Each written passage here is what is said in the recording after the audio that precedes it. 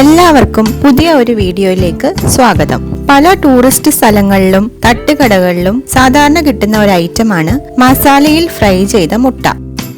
ഇത് വളരെ ഈസിയായി എങ്ങനെ ഉണ്ടാക്കാം എന്നതാണ് ഈ വീഡിയോയിൽ കാണിക്കുന്നത്.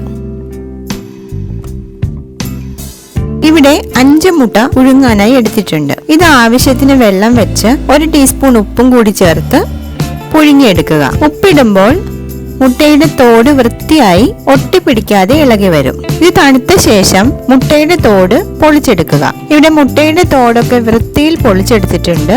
ഇനി മസാലയ്ക്ക് എന്തൊക്കെയാണ് വേണ്ടതെന്ന് നോക്കാം.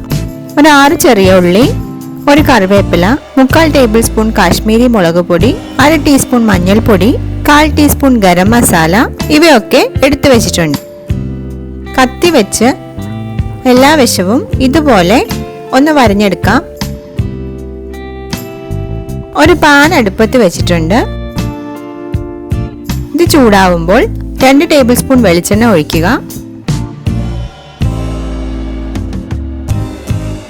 ഇനി നമുക്ക് ഉള്ളി ഇട്ട് ഇളക്കാം. ഇനി കറിവേപ്പില ഇടുക.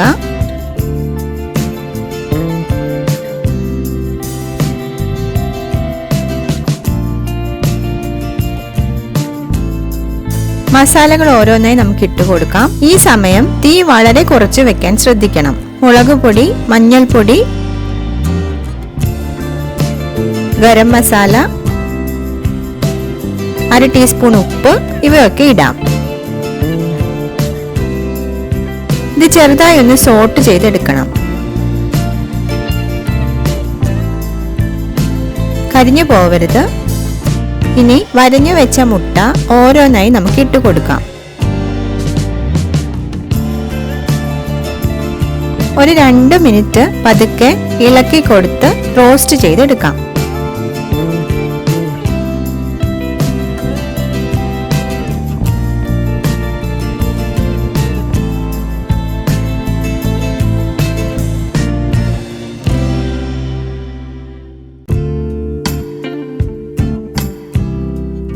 എല്ലാ വശത്തും മസാല നന്നായി പിടിച്ചിരിക്കുന്നു. ഇത് കാടമുട്ട ഉപയോഗിച്ചും ചെയ്യാവുന്നതാണ്. ഇപ്പോൾ നമ്മുടെ മുട്ട മസാല ഫ്രൈ റെഡിയായിരിക്കുന്നു. ഇതൊരു സ്നാക്കായി കഴിക്കാവുന്നതാണ്. ഈ മസാലയിലുള്ള ഫ്രൈ ചെയ്ത ഉള്ളിയുടെ കൂടെ കഴിക്കാൻ ഒരു പ്രത്യേക രുചിയാണ്.